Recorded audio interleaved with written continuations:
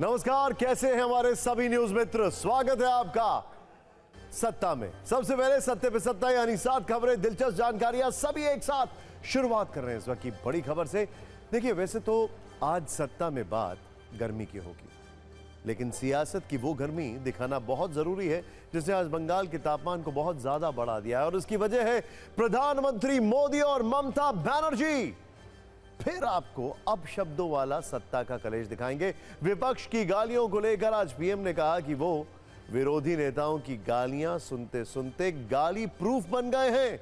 इसका जवाब कांग्रेस नेता जयराम रमेश ने दिया है और इस पर भी एक पॉलिटिकल रील तो आपको देखनी जरूर चाहिए।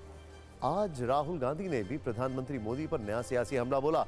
उन्होंने कहा पीएम मोदी को परमात्मा ने अडानी और अंबानी की मदद करने के लिए भेजा है, लेकिन आज बोलते बोलते राहुल ने अपने सिर पर अचानक पानी की बोतल क्यों डाल ली, ये जरूर देखिएगा। और जून से पहले बिहार में भी सत्ता का नया कलेश शुरू होता दिखाई दे रहा है। तेजस्वी यादव ने कहा कि चाचा नीतीश कुमार 4 जून के नतीजों के बाद बिहार में बड़ा फैसला करने वाले हैं, इसीलिए सियासत के सेंसेक्स में नया सवाल ट्रेंड कर रहा है, बिहार में क्या बड़ा होने वाला है। और सत्ता के इन कलेश के बीच दिल्ली के मुख्यमंत्री अरविंद केजरीवाल को सुप्रीम कोर्ट से एक झटका लगा है, क्योंकि कोर्ट ने अरविंद केजरीवाल की जमानत बढ़ाने वाली अर्जी पर तत्काल सुनवाई से इनकार कर दिया है। केजरीवाल ने 7 दिन की राहत मांगी थी। आज सत्ता में एक विशेष खबर प्रभु रामलला के लिए गर्मी वाली विशेष व्यवस्था की भी है। नौतपा में गर्मी को हराने के लिए रामलला के दरबार में अब कूलर की जगह एयर कंडीशन लगाए जा रहे हैं। इसके अलावा रबड़ी लस्सी वाले इंतजाम भी किए गए। इस पर सत्ता की दिलचस्प कुंजी खोलेंगे। और एक बड़ी खबर दिल्ली से, जहां पानी की बर्बादी पर अब जुर्माना लग सकता है। आज इस पर दिल्ली सरकार की ओर से कुछ संकेत दिए गए हैं। केजरीवाल सरकार अब दिल्ली में पानी की बर्बादी को लेकर चालान पर विचार कर रही है। लेकिन सबसे पहले शुरुआत करते हैं उस गर्मी की जिसकी वजह 2 हैं। एक आप जानते हैं मौसम, और दूसरी चुनावी मौसम। सत्ता की शुरुआत उस अग्निवर्षा के साथ करेंगे जो इस वक्त आसमान से हो रही है, यानी नौतपा वाली वो गर्मी जो लोगों को झुलसा रही है, और इसका एहसास आपको भी होगा। लेकिन अब इस गर्मी का असर सिर्फ इंसानों पर ही नहीं बल्कि भगवान पर भी होने लगा है। और इसीलिए अयोध्या में प्रभु रामलला के लिए गर्मी को हराने वाली कुछ विशेष व्यवस्थाएं की गई हैं। जिस गर्भगृह में अभी तक कूलर लगाए गए थे, अब उनकी जगह एयर कंडीशन ने ले लिए। अब नौतपा की इस गर्मी में, भीषण गर्मी में, गर्भगृह के अंदर रामलला के लिए एसी वाली सत्ता स्थापित की गई है। और इसीलिए एयर कंडीशन में विराजे भगवान रामलला पर हम अपने सभी न्यूज मित्रों के लिए एक बहुत ही विशेष सत्ता की कुंजी तैयार करके लेकर आए हैं। अब ध्यान से देखिएगा आप, गर्मी बहुत ज्यादा है, काफी गर्मी है। आप कहीं पर भी चले जाइए और इस गर्मी में जरा अंदाजा लगाइए। नेता तो नेता, जो जनता नेताओं को सुनने आती है उसका क्या हाल होगा। लेकिन ध्यान से देखिएगा आप, देश के कई शहरों में पारा 45 डिग्री के पार हो गया है। यकीन मानिए बहुत गर्मी है। अयोध्या में भी कुदरत की गर्मी का यह कांटा 41 डिग्री पर घूम रहा है। और इसी को देखते हुए अयोध्या में प्रभु रामलला के लिए रसीले फल, रबड़ी और लस्सी वाले इंतजामात किए गए। गर्भगृह में एसी भी लगाया गया है। इसके अलावा गर्मी को हराने के लिए रामलला के दरबार में क्या क्या विशेष बदलाव किए गए हैं वो भी देखिए। रामलला को गर्मी ना लगे इसलिए उन्हें हल्की कढ़ाई वाले सूती वस्त्र पहनाए जा रहे हैं। गर्मी की वजह से अभी सिर्फ हल्के आभूषणों से रामलला का श्रृंगार किया जा रहा है। इसके अलावा उनके श्रृंगार में सिर्फ उन्हीं फूलों का इस्तेमाल किया जा रहा है जिनसे गर्मी का एहसास नहीं होता। जैसे श्रृंगार में गुलाब, चमेली और गेंदे के फूल का प्रयोग किया जा रहा है। एक और विशेष बात, आरती के लिए सिर्फ एक दीपक का इस्तेमाल हो रहा है जिससे रामलला को आंच ना लगे। प्रभु रामलला को लगने वाले भोग में भी बदलाव किया गया है। उन्हें रोज दही और लस्सी का भोग लगाया जा रहा है। इसके अलावा भोग में कुछ रसीले फल भी शामिल किए गए हैं, जैसे आम, मौसमी, लीची और तरबूज जैसे फलों का प्रयोग भोग लगने में किया जा रहा है। साथ ही सुबह और शाम भोग के साथ साथ दोनों समय जलपान में रबड़ी, खुरचन का पेड़ा भी प्रयोग हो रहा है। गर्मी के बचाने के लिए सारी सुविधा है। एक तो जो आरती किया जाता था बत्ती से, उसको शीतल आरती किया जाता है। शीतल आरती मतलब फूलों की आरती होती है, जिससे कि आरती का जो वो है गर्मी है वो रामलला को न लगे। और वहाँ कूलर लगा हुआ है, जिससे कि कूलर के ठंडी से उनको परेशानी न हो। एसी लगी है, एसी है, जैसे एसी के और कूलर सब व्यवस्थित है, जिससे भगवान के लिए कोई भी परेशानी, हमारे रामलला छोटे हैं उनको कुछ ऐसा न हो। ये सारी सुविधा देख करके किया जाता है, जैसे रामलला हमारे गर्मी का प्रभाव जो उन पर न लगे, ऐसा है। ये सवाल गलती से भी मत पूछेगा कि रामलला वो तो भगवान है, उनको गर्मी कैसे लगेगी, क्योंकि इसका जवाब है भक्त की भावना। बस इतना सोच लीजिए। वैसे नौतपा की आग में इस वक्त आधा देश तप रहा है और भीषण गर्मी रोज अपना ही रिकॉर्ड तोड़ रही है। अभी तो मई के 3 दिन बाकी हैं, इसीलिए सवाल है कि जून में क्या होगा। हाल यह है कि तमाम घरों और दफ्तरों में लगे एयर कंडीशन भी इस गर्मी में अग्नि परीक्षा से गुजर रहे हैं। आज सबसे चिंताजनक खबर दिल्ली वालों के लिए आई है, क्योंकि दिल्ली में गर्मी ने पिछले 100 वर्षों का रिकॉर्ड तोड़ दिया है। दिल्ली में तापमान अब 50 डिग्री के करीब पहुंच गया है। आज दिल्ली के नजफगढ़ में टेम्परेचर 49.6 डिग्री सेल्सियस दर्ज किया गया। दिल्ली के अलावा पंजाब में भी गर्मी 46 साल का रिकॉर्ड तोड़ रही है। पंजाब के भटिंडा में सोमवार को अधिकतम तापमान 48.4 डिग्री सेल्सियस रिकॉर्ड किया गया। झांसी में पिछले 132 वर्षों में सबसे ज्यादा गर्मी इस बार पड़ रही है, जहां सोमवार को अधिकतम तापमान 48.1 डिग्री रहा है। इसी तरह आगरा में भी पारा पिछले 26 साल की गर्मी को पीछे छोड़ रहा है। आप ये जानकर चौंक जाएंगे कि सोमवार को देश के करीब 75 शहर ऐसे थे जहां तापमान 45 डिग्री या उससे ज्यादा था, जबकि रविवार को 37 शहरों का तापमान 45 डिग्री सेल्सियस के पार था। लेकिन आप सभी न्यूज मित्रों के मन में एक सवाल होगा कि आखिर इस बार सूर्यदेव इतना सितम क्यों उठा रहे हैं, आखिर इस बार इतनी गर्मी पड़ने का राज क्या है। इसे लेकर IIT भुवनेश्वर की ओर से एक रिसर्च की गई है, जिसे देखने के बाद आप कहेंगे कि इस विकास में बहुत गर्मी है। ये फैक्ट्स देखिए और इस रील को शेयर करिए लोगों से, क्योंकि ये बहुत बहुत क्रूशियल फैक्ट्स हैं आपको समझने के लिए। इसको शेयर जरूर करिएगा। दरअसल IIT भुवनेश्वर के शोधकर्ताओं के अनुसार कंक्रीट वाले शहरीकरण की वजह से शहरों के तापमान में 60% तक का इजाफा हो गया। एक्सक्यूज मी, यानी शहरों में तेजी से बढ़ती कंक्रीट की इमारतों की वजह से गर्मी भी उतनी ही ज्यादा बढ़ रही है। यह दावा 141 शहरों की गर्मी और बढ़ते शहरीकरण पर रिसर्च के बाद किया गया है, और इसमें यह भी बताया गया है कि पूर्वी भारत के 2 टियर शहर इससे सबसे ज्यादा प्रभावित हैं। इस रिपोर्ट के अनुसार ग्रामीण क्षेत्रों में बढ़ते तापमान की वजह जलवायु में आ रहे परिवर्तन है, लेकिन शहरों में इसके लिए शहरीकरण ज्यादा जिम्मेदार है और इसका नतीजा भीषण गर्मी के रूप में दिख रहा है। यानी कंक्रीट जंगल्स जो हैं, उन्होंने जो रियल जंगल्स को रिप्लेस किया है, तो सोचिए क्या होगा। खैर, अब यहां पर आते हैं और बात करते हैं जब किसी शहर के आसपास के ग्रामीण क्षेत्र के मुकाबले तापमान में अधिक इजाफा हो जाता है तो उसे अर्बन हीट आइलैंड कहा जाता है। लेकिन अर्बन हीट आइलैंड बनते कैसे हैं वो भी देखें। जब शहरों में कंक्रीट की ऊंची ऊंची बिल्डिंग खड़ी हो जाती है, इन बिल्डिंग में कंक्रीट के साथ शीशे और स्टील का इस्तेमाल किया जाता है, और फिर इन्हीं बिल्डिंग में लगे एसी से गर्मी निकलती है। ये सब फैक्टर अर्बन हीट आइलैंड का निर्माण करते हैं। इसके अलावा गर्मी बढ़ाने का काम वो सड़कें भी करती हैं जो कंक्रीट से बनी होती है। साथ ही वाहनों की गर्मी, आबादी का ज्यादा घनत्व, हरियाली का कम होना और जलाशयों का दायरा घटना भी इसमें बड़ी भूमिका निभाते हैं। और इसका नतीजा यह होता है कि ग्रामीण क्षेत्रों की अपेक्षा में इन अर्बन हीट आइलैंड में पारा 5 से 10 डिग्री तक ज्यादा होता है। और शायद इसका एहसास अभी दिल्ली NCR के साथ साथ कई शहर के लोग भी कर रहे हैं।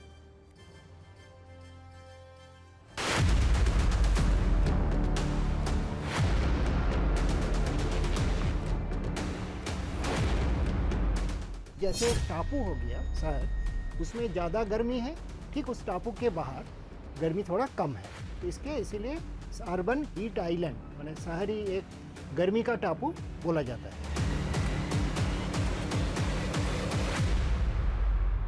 कनॉट प्लेस में अगर आप जाइए तो सफ़ेद रंग की बिल्डिंग्स हैं, राइट, उसके अंदर फाउंटेन्स भी हैं, उसके अंदर ग्रीन हमारा एरिया भी बहुत है। बट कनॉट प्लेस का टेम्परेचर आमतौर पे बाकी जो आसपास के एरिया से कुछ डिग्री ज़्यादा आता है। उसका रीज़न सबसे बड़ा है क्योंकि वहाँ पे बहुत सारी गाड़ियाँ और पार्किंग स्पेस जो है अनकवर्ड रहती है।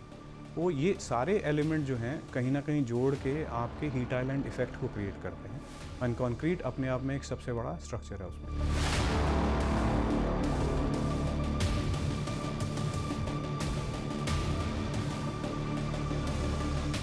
ये जो कंक्रीट है, एसफॉल्ट का रोड है, जो काला रोड होता है, ग्लास है, सीमेंट है, स्टील है, ये जो हीट को पकड़ते हैं वो अच्छा से छोड़ नहीं पाते, इसको हीट कैपेसिटी ज़्यादा है।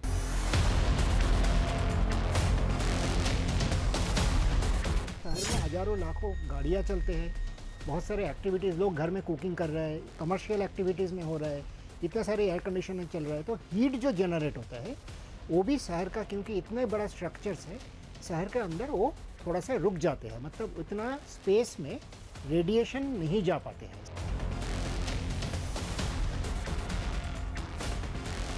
जब आप एक बहुत सारी लो राइज कंस्ट्रक्शन करते हैं और एक बहुत सारी हाई राइज कंस्ट्रक्शन करते हैं और एक मिड राइज कंस्ट्रक्शन होती है, उसमें मिड राइज कंस्ट्रक्शन जो है वो अपने आप में आपके तापमान को काफ़ी हद तक सुधार के लिए मदद करते हैं।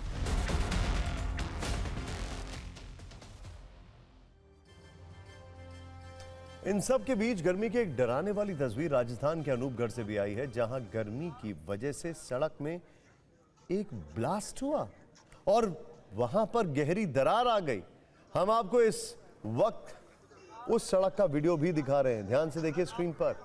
लेकिन इस वीडियो में एक डराने वाला सवाल भी छिपा है और वो ये है कि क्या इस बार 55 डिग्री के पारे को भी पार करने वाली है गर्मी। दरअसल वर्ल्ड वेदर एट्रीब्यूशन ग्रुप ने वर्ष 2023 में जिसकी आशंका जताई थी, अब वो धीरे धीरे सच होता दिख रहा है। रिपोर्ट में संस्था के शोधकर्ताओं ने दावा किया था कि अगले कुछ वर्षों में भारत, थाईलैंड और बांग्लादेश में पारा 55 डिग्री तक जा सकता है। रिपोर्ट के अनुसार अगले कुछ वर्षों में हीट वेव 30 गुना अधिक हो जाएगी। शोधकर्ताओं ने इसमें 41 डिग्री सेल्सियस के तापमान को खतरनाक श्रेणी में रखा था, जबकि 55 डिग्री सेल्सियस तापमान को अति घातक श्रेणी में बताया गया था। और सोचिए, दिल्ली जैसे शहरों में अभी ये टेम्परेचर 50 डिग्री के करीब पहुंच चुका है, जबकि राजस्थान में 50 के पार।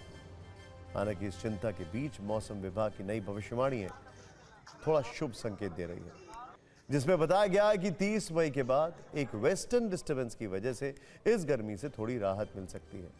वैसे हम बचपन से सुनते आ रहे हैं ना वेस्टर्न डिस्टर्बेंस, पहली बार सुनेंगे आप वेस्टर्न डिस्टर्बेंस से राहत मिले। अब चुनाव और प्रचार से ज्यादा नतीजों की बात हो रही है। सबको बेसब्री से 4 जून का इंतजार है, लेकिन 4 जून से पहले नेता अपनी अंतिम कोशिश में लगे हुए हैं। अंतिम कोशिश में इसलिए लगे हैं क्योंकि नेताओं के पास कल सुबह से प्रचार के लिए सिर्फ 48 घंटे बाकी बचे हैं और 57 सीटों पर वोट डाले जाएंगे। आखिरी चरण की इन 57 सीटों पर वोटिंग से पहले धुआंधार प्रचार हो रहा है, लेकिन सबसे ज्यादा फोकस बंगाल, बिहार और उत्तर प्रदेश में दिख रहा है।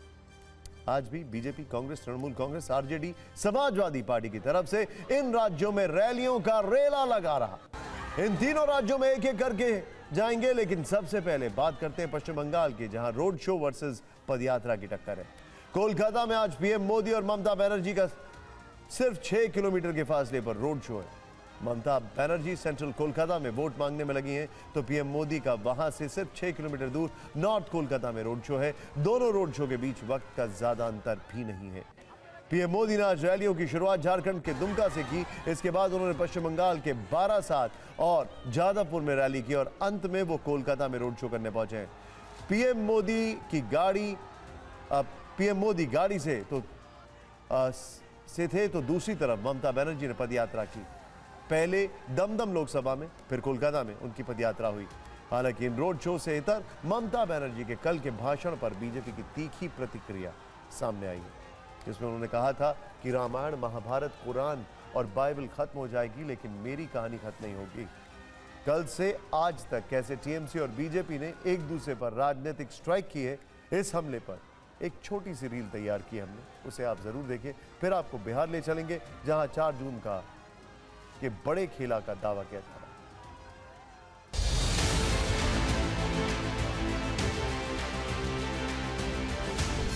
এটা বাংলার ইলেকশন নয়, বাংলার ইলেকশন হলে আমি কৈফিয়ত দিতাম দাঁড়িয়ে দাঁড়িয়ে, এখনো দিলে আমার রামায়ণ, মহাভারত, কোরআন, বাইবেল শেষ হয়ে যাবে, তা আমার কাহিনী ফুরবে না। 67টা স্কিম আমরা চালাই, ছোট থেকে বড়, জন্ম থেকে মৃত্যু।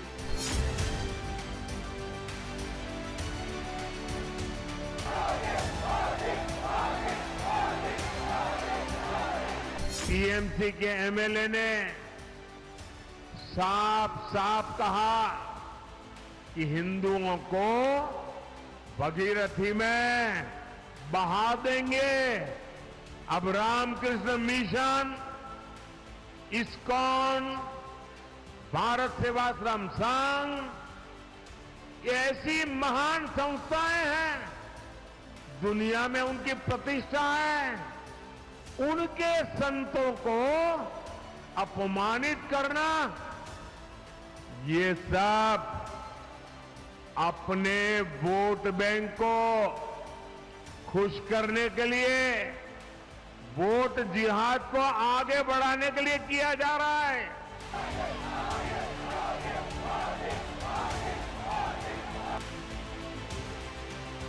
जय बांग्ला। बांग्ला नहीं रहने से आजादी नहीं होता। आज भी याद रखना, बांग्ला ही रहा है। इसी के लिए हम अगर सीपीएम को ऊपर उखाड़ दे सकते थे तो हम बीजेपी को भी उखाड़ देंगे, ये हमारा वादा है।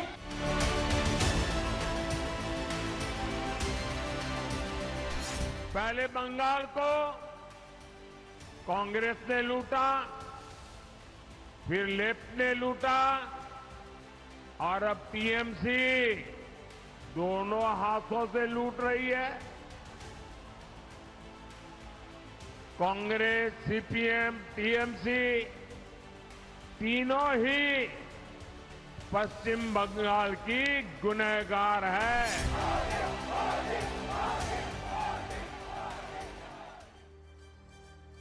सातवें चरण में पश्चिम बंगाल में 9 सीटों पर मतदान है। 2019 में इन 9 सीटों पर टीएमसी जीती थी। बीजेपी का स्ट्राइक रेट 0 था, जबकि टीएमसी का 100%। ये सभी सीटें कोलकाता के आसपास की सीटें हैं, जो शहरी इलाका है।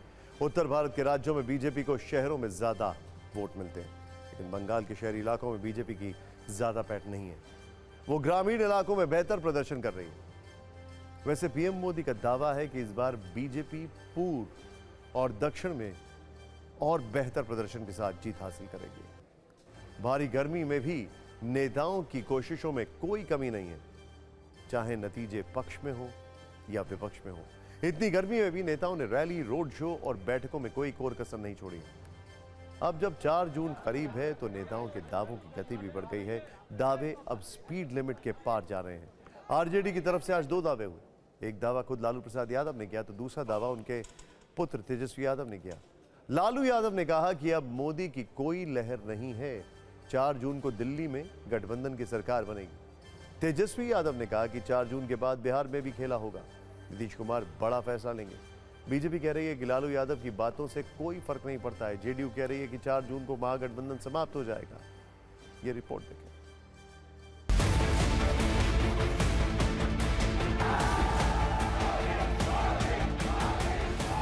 मोदी बोल रहे हैं कि हम अवतार हैं, अवतार पैदा किए हुए नहीं है, अवतार हैं। वो तो मोदी जी को पता लग जाएगा। हाँ, रिजल्ट के बाद पता लग जाएगा। मोदी गए अब।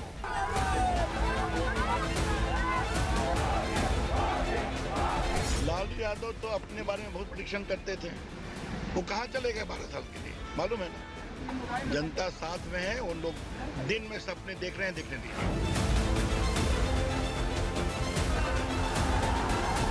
जब 4 को रिजल्ट आएगा और एक मैसिव विक्ट्री के तरफ एनडीए जा रहा है कि इस बार 4 तारीख को जो है, जो डायनेस्ट पॉलिटिक्स है, परिवारवादी पॉलिटिक्स में ताला लग जाएगा। जनता इस बार सबसे बड़ा जो मैंडेट देगी वो परिवारवादी पॉलिटिक्स पे ताला लगाएगी जनता इसमें।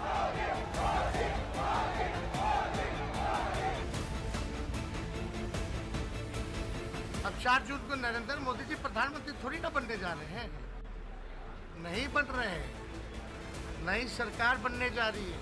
अब नरेंद्र मोदी जी 10 साल हो गए, 75 साल के हो गए, और हम लोग तो शुरू से कह रहे हैं भाजपा का सफाया हो गया।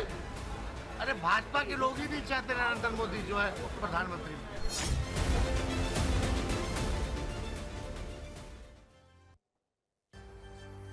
आरजेडी के इन हमलों के अलावा कांग्रेस ने पीएम मोदी पर आज रील अटैक किया। कल राहुल गांधी पटना में थे। कल की सभा के दौरान की एक रील तैयार की गई। इसमें राहुल गांधी, तेजस्वी यादव और मीसा भारती खाना खाते हुए दिख रहे हैं। इस दौरान वो ये दावा कर रहे हैं कि बीजेपी चुनाव हार रही है। पीएम मोदी अपना विश्वास खो रहे हैं। वैसे इस वीडियो का जवाब पटना साहिब से बीजेपी के उम्मीदवार रविशंकर प्रसाद ने दिया। उन्होंने कहा कि ये लोग अभी खटाखट खटाखट कह रहे हैं, लेकिन 4 जून को इनका चटाचट हो जाएगा। आप भी देखिए ये जुबानी कुश्ती। ये जो कह रहे हैं कि मैं भगवान का काम करता हूँ, ये नर्वसनेस है। तो बिहार के चुनाव में आपको क्या लग रहा है? शुरू से मैं कहता रहा हूँ चौंकाने वाला रिजल्ट आएगा, है ना, यूपी में और बिहार में। ये बहुत आसान नहीं रहना। लोग काम देखना चाहते हैं। 10 साल मौका दिया, कुछ नहीं किया बिहार के लिए। तो पीपल समझ चुके हैं कि मोदी जी झूठ बहुत बोलते हैं। बट नॉन स्टॉप झूठ बोलते हैं, नेचुरली, बिल्कुल बिना झिझक के, कंफर्टेबली, और बिना सोचे समझे बोलते हैं, और कुछ भी बोल सकते हैं। बट आपने नोटिस किया कि इनका जो नॉर्मल कैंपेनिंग होता है वो जो चल नहीं रहा है बिल्कुल, और हमारी बात बोल रहे हैं वो। बिहार में कोई करंट वेव कुछ नहीं है उनका, ना भीड़ होती है ना कुछ होता है। अब लोग ऊब चुके हैं, क्रेडिबिलिटी चली गई पूरी। देश की जनता मोदी जी को भगा रही है फटाफट फटाफट फटाफट। राहुल गांधी हताश हैं, और हताश हैं तो परेशान हैं। राहुल गांधी प्राइम मिनिस्टर बनने वाले हैं, तेजस्वी बनने वाले हैं, कौन बनने वाले हैं, कौन, उनका विजन क्या है देश के लिए? नया नया शब्द निकालते हैं, खटाखट फटाफट। तो राहुल गांधी का 4 तारीख को जनता कर देगी चटाचट चटाचट। वैसे 7वें चरण में बिहार की 8 सीटों पर वोटिंग है। ये 8 सीटें बीजेपी जेडीयू के लिए हमेशा से मजबूत कर रही हैं। 2019 में बिहार की 8 में से 8 सीटों पर एनडीए की जीत हुई थी। आरजेडी और कांग्रेस को निराशा हाथ लगी थी, एक भी सीट नहीं मिली थी। इसीलिए अब बस कुछ ही दिन का इंतजार है, फिर देखते हैं फटाफट चटाचट क्या होता है। राजनीति का फाइनल नतीजा 4 जून को आ जाएगा। बंगाल से बिहार और अब बिहार से पूर्वी उत्तर प्रदेश की राजनीतिक घटनाओं की तरफ शिफ्ट करते हैं। यूपी में पूर्वांचल की 13 सीटों पर 1 जून को वोटिंग है। इसी दौरान इस दौर में वाराणसी में भी चुनाव है, और आज इंडिया गठबंधन ने वाराणसी में पूरी ताकत झोंक दी है। राहुल गांधी और अखिलेश यादव ने संयुक्त रूप से आज 3 रैलियां की हैं। पहली रैली कुशीनगर के पडरौना में, दूसरी देवरिया में और तीसरी रैली पीएम मोदी के संसदीय क्षेत्र वाराणसी में हुई। दरअसल लोकसभा चुनाव अब अपने अंतिम दौर में है, और इस दौर में पूर्वांचल काफी महत्वपूर्ण है। पूर्वांचल की जिन 13 सीटों पर मतदान होना है, उनमें 2019 में 13 में से 8 सीटें बीजेपी ने जीती थी, 2 सीटें उसके सहयोगी अपना दल ने जीती थी, और 2 सीटें बीएसपी को मिली थी, और एकमात्र आजमगढ़ की सीट समाजवादी पार्टी को मिली थी। लेकिन इस बार इंडिया गठबंधन को पूर्वांचल से काफी उम्मीदें हैं। इसीलिए अखिलेश यादव और राहुल गांधी के आज के प्रचार से पहले प्रियंका गांधी और डिंपल यादव भी यहां प्रचार कर चुकी हैं।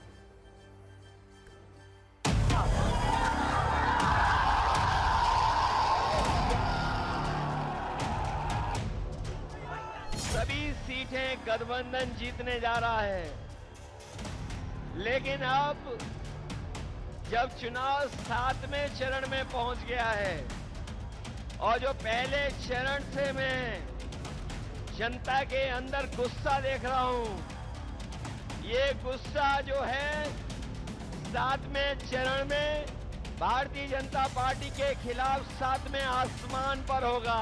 ये जो दोनों समाजवादी पार्टी और कांग्रेस पार्टी है, जो हाथ का निशान है और जो साइकिल का चिन्ह है, ये दोनों एक साथ मिल गए हैं। साइकिल को हाथ के पंजे ने पकड़ लिया है, जीत निश्चित है।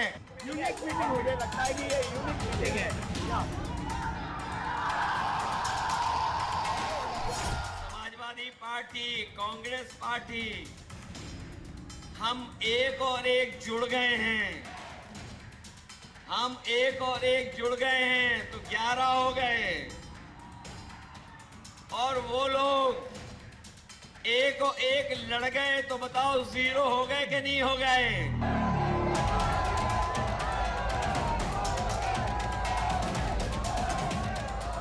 एक तरफ मोदी जी के नेतृत्व में विकास भी है, गरीब कल्याण भी है, सम्मान भी है, सुरक्षा भी है, अयोध्या में राम मंदिर का निर्माण भी है, और काशी में काशी विश्वनाथ धाम भी आप जाकर के देखिए बगल में। नरेंद्र मोदी कुछ नहीं करता है, सब कुछ अपने आप होता है। नरेंद्र मोदी को धरती पे परमात्मा ने भेजा है। वैसे कुल मिलाकर 7वें चरण की जिन 57 सीटों पर 1 जून को चुनाव है, 2019 में उन सीटों पर बीजेपी का प्रदर्शन काफी अच्छा रहा था। 7वें चरण की जिन 57 सीटों पर 1 जून को चुनाव है, 2019 में उन सीटों पर बीजेपी का प्रदर्शन कैसा रहा था आपको बताते हैं। पिछले चुनाव में इन 57 सीटों में से बीजेपी ने 25 सीटें जीती थी, तो कांग्रेस को सिर्फ 8 सीटों पर से संतोष करना पड़ा था। इसके अलावा जेडीयू को 3 सीटें मिली थी, तो अपना दल को 2 सीटें, शिरोमणि अकाली दल को 2 सीटें, आम आदमी पार्टी को 1, बीजेडी को 2, जेएमएम को 1 सीट मिली थी और टीएमसी 9 सीटें जीतने में सफल रही थी। और खैर, इन कैलकुलेशन और नतीजों से अलग इतनी गर्मी में नेताओं के लिए चुनाव प्रचार करना मुश्किल हो रहा है। इसकी 2 तस्वीरें देखने को मिली हैं। पहली तस्वीर ओडिशा के सीएम नवीन पटनायक की है। 77 वर्ष के नवीन पटनायक आज एक रैली में भाषण दे रहे थे और इस दौरान उनके हाथ जो थे वो कांप रहे थे। ये दृश्य वीडियो में रिकॉर्ड हो गया। उनके साथ खड़े वीके पांड्यन ने जैसे ही देखा कि कैमरा ये कैप्चर कर रहा है, तो उन्होंने उनका हाथ पोडियम पर रख दिया। 8 से 10 सेकंड का ये वीडियो सोशल मीडिया पर तूफान ला रहा है। दूसरा वीडियो राहुल गांधी का है। वो गोरखपुर में रैली कर रहे थे। उन्हें इतनी गर्मी लगी कि उन्होंने पीने वाले बॉटल से पानी को अपने सिर पर उड़ेल लिया और कहा कि बहुत गर्मी है। ये वीडियो भी सोशल मीडिया पर काफ़ी शेयर किया जा रहा है। देश के ज़्यादातर हिस्सों में तापमान 45 से 50 डिग्री के आसपास है। ऐसे में नेताओं के लिए चुनाव प्रचार काफ़ी मुश्किल हो गया है। वैसे अब 48 घंटे ही नेताओं को प्रचार करना है, उसके बाद वोटिंग और नतीजों की बारी आएगी। सत्ता में अब बात करते हैं पीएम मोदी के उस इंटरव्यू की जिसकी चर्चा हर तरफ हो रही है, विशेष तौर पर विपक्षी खेमे में ज्यादा, क्योंकि पीएम ने चुनाव प्रचार के दौरान हो रहे निजी हमलों पर जवाब दिया है। लोकसभा चुनाव के आखिरी चरण के मतदान से पहले पीएम मोदी ने समाचार एजेंसी एएनआई को इंटरव्यू दिया। इसमें उन्होंने बताया कि पिछले 24 साल में कैसे वो गाली प्रूफ बन गए। आप पीएम मोदी का के इंटरव्यू का वो अंश सुनिए जो विपक्ष के कई नेताओं को हजम नहीं हो रहा है। जहाँ तक मोदी का सवाल है, मैं तो पिछले 24 साल से गालियाँ खा करके गाली प्रूफ हो गया हूँ। मौत का सौदागर किसने कहा था? गंदी नाली का कीड़ा किसने कहा था? और मेरे यहाँ तो पार्लियामेंट में एक दिन हमारे एक साथी ने हिसाब लगाया था, 101 गालियाँ गिनाई थी। तो चुनाव या चुनाव न हो, ये लोग मानते हैं कि गालियाँ देने का हक उनका ही है, और वे हताश निराश इतने हो चुके हैं कि गालियाँ देना, अपशब्द बोलना, ये उनके शायद जहन में है, उनके स्वभाव में हो गया है। संविधान की मर्यादाओं को तार तार कर दिया जा रहा है, और वो भी अपनी वोट बैंक की राजनीति के लिए। अब मुझे याद है, मैंने हाउस में कभी कांग्रेस के नेताओं को सुना तो वो ये कहते थे कि पीएसयू का प्राइवेटाइजेशन कर रहे हैं आप, तो आप आरक्षण मिटा देना चाहते हैं। इन्होंने रातों रात एजुकेशनल इंस्टीट्यूशंस को माइनॉरिटी इंस्टीट्यूशंस बना दिया। माइनॉरिटी इंस्टीट्यूशन बना दिया तो उन्होंने आरक्षण उसमें खत्म कर दिया। अब उनके अधिकार क्षेत्र में नहीं था, वैसा एक नियम बदल दिया उन्होंने, और यूनिवर्सिटी तक को माइनॉरिटी स्टेटस दे दिया। अब दिल्ली में ही जामिया मिलिया जो यूनिवर्सिटी है, उसको उन्होंने माइनॉरिटी बना दिया, उसमें सारे आरक्षण खत्म हो गए। एडमिशन में भी नहीं, नौकरी में भी नहीं। और बाद में तो चीजें उभर करके आई कि करीब करीब 10,000 ऐसे इंस्टीट्यूशंस हैं जिसको इस प्रकार से आरक्षण के जो एससी, एसटी, ओबीसी का अधिकार था वो पिछले दरवाजे से उसको छीन लिया गया है, संविधान की पीठ में छोड़ा भगा दिया है। एक तरफ पीएम निजी हमलों को हथियार बनाकर कांग्रेस पर प्रहार कर रहे हैं, वहीं कांग्रेस के नेता पीएम मोदी को उनके बयान याद दिला रहे हैं। कांग्रेस नेता जयराम रमेश ने पीएम के कटाक्ष पर जवाब देते हुए कहा कि काश पीएम के बयान भी बुलेट प्रूफ होते। इस वक्त कोलकाता में प्रधानमंत्री मोदी का रोड शो है, सीधे आपको कोलकाता लेकर चलते हैं। ये तस्वीरें कोलकाता से आ रही हैं, जहां पर इस वक्त आप प्रधानमंत्री मोदी का रोड शो देख रहे हैं।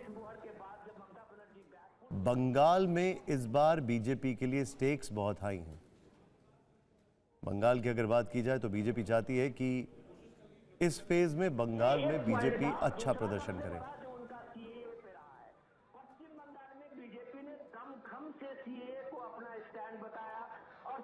कानून को लागू करने के साथ साथ जब आपने देखा कि पिछले हफ्ते में 200 से ज्यादा पाकिस्तान से आए हुए, बांग्लादेश से आए हुए जो हिंदू सिख कम्युनिटी के शरणार्थी थे, उनको ये मिला, भारत का नागरिकता का प्रमाण पत्र मिला, तो ममता बनर्जी का जो ये भ्रम फैला रहे थे वो लगभग भ्रम वहां पे खत्म हो रहा था। मथुरा समाज का जो एक इस कंस्टिट्यूंसी में भी आप कह सकते हैं कि एक बड़ा प्रभाव है। हर कंस्टिट्यूंसी में कम से कम 18 ऐसे एमपी कंस्टिट्यूंसी है जहां मथुरा समाज का बहुत बड़ा प्रभाव है। और ममता बनर्जी ज्यादा के उसको कहती थी उन समाज को कि अगर आपने सीए का फॉर्म भरा तो आपकी जो है वो नागरिकता तो ज्यादा मिलेगी नहीं मिलेगी, लेकिन आप जो है प्रधानमंत्री का सबसे ज्यादा फोकस इस वक्त बंगाल में है, बिहार में है, उत्तर प्रदेश में है। ये तस्वीरें आप देखिए, तस्वीरें बंगाल से आ रही हैं, जहां पर श्याम बाजार, वहां पर ये रोड शो निकल रहा है। कोलकाता में ममता बनर्जी और पीएम मोदी सिर्फ 6 किलोमीटर के फासले पर रोड शो कर रहे हैं। ममता बनर्जी सेंट्रल कोलकाता में वोट मांगने पर लगी हैं, तो पीएम मोदी का यहां पर 6 किलोमीटर दूर नॉर्थ कोलकाता में रोड शो चल रहा है।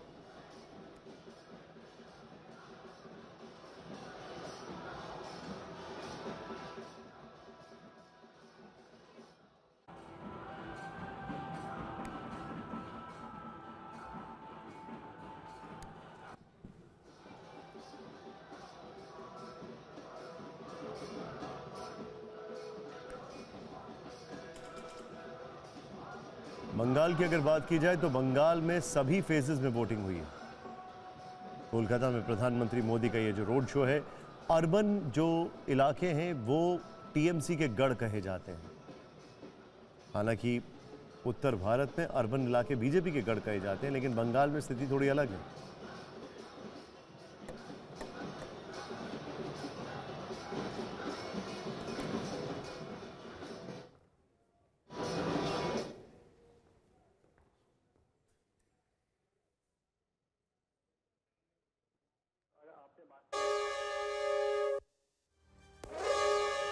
ये हूटर रोड शो का नहीं था, हमारे शो का था, जो कि फिर से हमें कहता है कि हम थोड़ा सा एक छोटा सा ब्रेक ले लें। आप हमारी रील्स को खूब शेयर करिए।